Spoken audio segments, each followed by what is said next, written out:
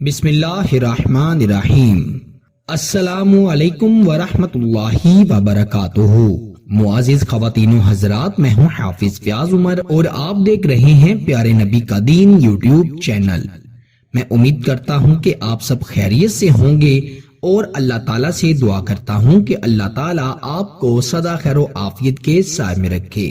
پیارے دوستو، آج میں آپ کو محبت کا ایسا وظیفہ بتاؤں گا جس کو آپ نے موبائل میں اپنے محبوب کی تصویر نکال کر پھر پڑھنا ہے۔ انگلی رکھ کر آپ نے یہ وظیفہ پڑھنا ہے اور جب یہ وظیفہ مکمل ہو جائے تو انگلی سے اپنے محبوب کی تصویر پر اس کا نام لکھ دینا ہے۔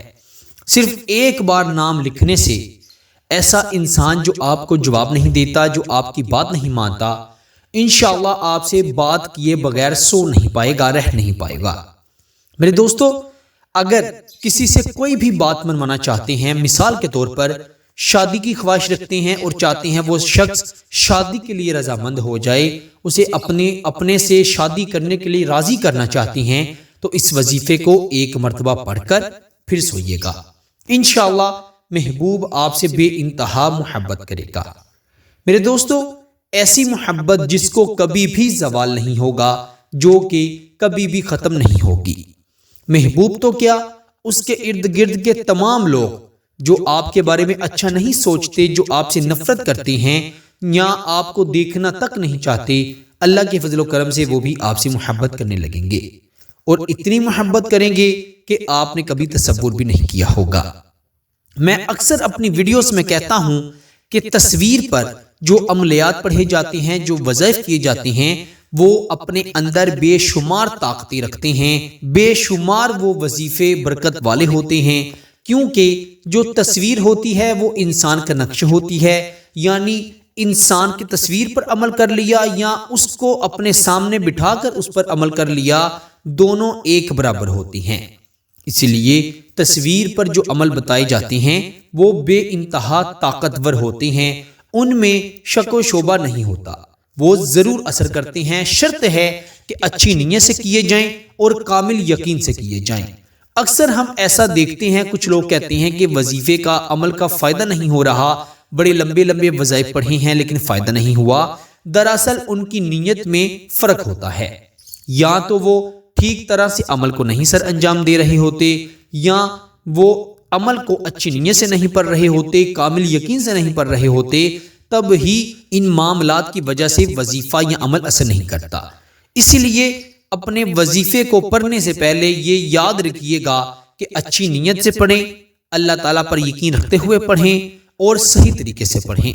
بعض اوقات لوگ ہماری ویڈیو کو چھوڑ کر سنتے ہیں کہ بس وظیفہ سنیں گے اور باقی کی جو باتیں ہیں وہ سر سے گزار دیں گے، تو ایسے وظیفے کو سمجھنے میں دشواری ہوتی ہے اور وظیفے کا صحیح طریقہ پتہ نہیں چلتا، جس کی وجہ سے آپ کو فائدہ نہیں پہنچتا۔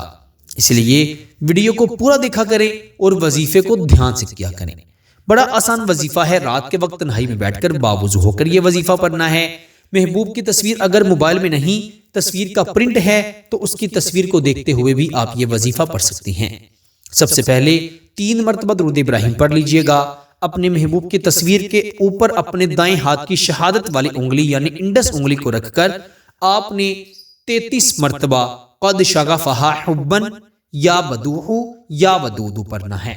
قد شغفہا حبن یا بدوح یا ودود، صرف اور صرف 33 مرتبہ پڑھنا ہے۔